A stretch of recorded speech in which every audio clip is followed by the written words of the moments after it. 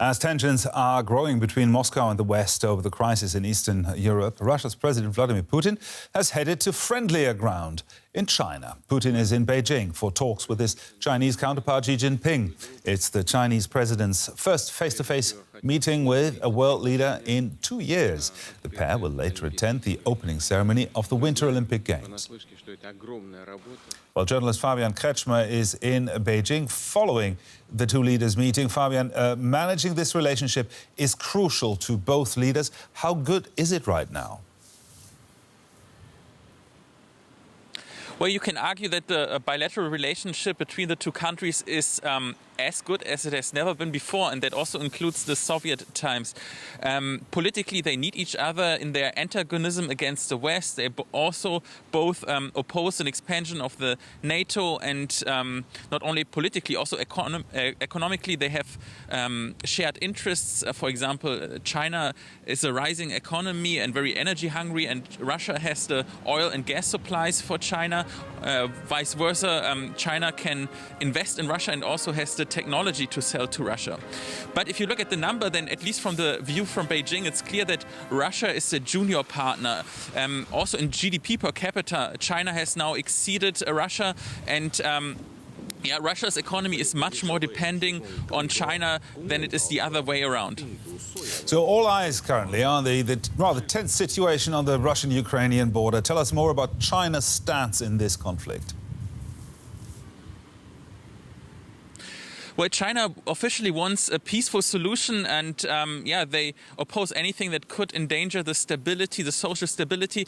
But they are clearly loyal to Russia, and for them, it's also the conflict provides valuable insight for one of their own conflict, namely the Taiwan conflict. Of course, the two issues are quite separate and different, but there are some parallels. And for example, if Russia would invade Ukraine, then of course for China it's really valuable to see how much would the West oppose, what is the reaction, and they can use it as a tactical information in the way how they would deal with Taiwan.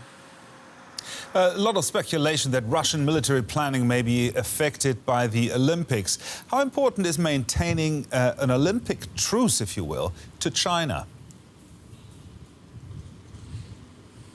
Well, for China, it's very important. I mean, the leadership has waited a long time to present itself here as a rising nation, as a world power to the international stage. They want basically propagate their message and their narrative, and they don't want anything to interfere with that, be it an escalation in Ukraine, but also be it a military provocation by North Korea. So, it's very important. And if Putin would indeed invade Ukraine during the Olympics, that would be quite disrespectful against the leadership in Beijing. Fabian Kretschmer there in Beijing talking to us. Thank you, Fabian. Now we're just hours away from the opening ceremony of the Winter Olympics, but the coronavirus pandemic isn't the only issue looming over these games. China's human rights abuses are also in the spotlight.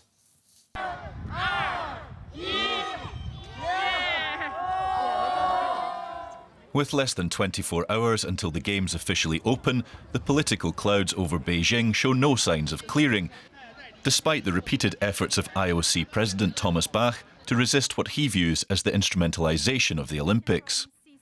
The ancient Greeks knew that if the Games would be used would come in between the political tensions, which were high at the time, between Sparta and Athens and others. If the Games would not be considered to be neutral, they would not have survived there for 1,000 years. Australian Open spectators were accused last month by China of politicising sport after tennis fans handed out "Where is Peng" t-shirts. Bach confirmed that he will meet the Chinese tennis star, who disappeared from public life in November after she accused a high-ranking Communist Party official of sexual assault. Peng Shuai later retracted that allegation, though there are concerns she may have done so under duress. It's a necessity then to respect her and then to listen to her and how she sees the situation, how she wants to live her life. China's treatment of Uyghur Muslims here in Xinjiang province has prompted countries like the US and the UK to stage a diplomatic boycott of the Beijing Games. Asked for comment, Bach cited his no politics pledge. The position of the IOC must be, given the political neutrality, that we are not commenting on political issues. As the curtain rises on a Beijing Olympics surrounded by political intrigue, Bach's insistence that they be kept out of the Games remains unwavering. Well, joining me now from Beijing is our correspondent Jonathan Crane from DW Sports. Jonathan, IOC President Thomas Bach there was asked some pretty tough questions at that press conference. What did you make of his answers?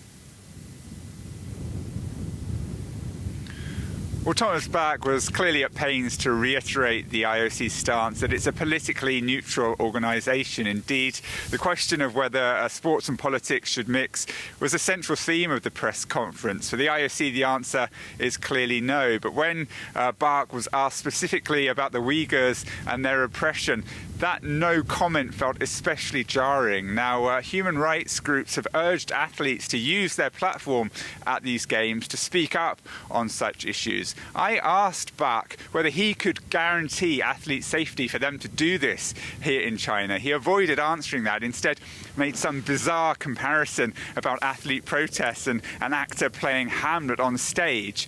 But athletes are actually allowed to express themselves at certain times and places at the Olympics, just not during their events or during medal ceremonies. Although whether any of them will feel brave enough to do so, given the climate here, remains to be seen. The matter of the Chinese tennis player Peng was also discussed. What did Bach have to say about that? Yeah, lots of questions about Peng Shuai, another issue really casting a shadow after over these games. Now, let's remember that the IOC has already held several discussions with Peng Shuai. Bach was involved in one of them. The IOC is pushing this quiet diplomacy tactic. They've been criticised for that when you compare how, for example, the women's tennis tour reacted by pulling tournaments out of China and demanding an investigation. Bach was asked whether the IOC would also seek an investigation, and he said if she wants to have an inquiry, we would support her in this. Although perhaps another question for the IOC is, given her position, do they feel she would be able to demand that herself? Jonathan, you're on your way into the opening ceremony in a short while. What can we look forward to when that gets underway? Well, I think, it's going to be an interesting opening ceremony, but the issues surrounding the Games aren't going to go away anytime soon. And it's not just about human rights, and it's not just about Peng Shuai. We've got environmental concerns, we've got the coronavirus and questions over whether the Games should actually be taking place at all. Some human rights groups have called this the genocide Games. In fact, the United States government refers to genocide when they talk about the Uyghurs in Xinjiang province. It's for that reason that the US and some other Western countries are going to boycott the opening ceremony. As we've already heard, though, Russia's Vladimir Putin is here, so is Saudi Arabia's Mohammed bin Salman. China will want to use the opening ceremony to show off its culture and its history, and, I quote, its willingness to pursue world peace. Now, this opening ceremony is going to be directed by the same person who directed the spectacular ceremony in 2008 at the Summer Olympics, so we can expect something perhaps equally spectacular tonight. At least something to look forward to. Jonathan Crane there in Beijing. Thank you, Jonathan.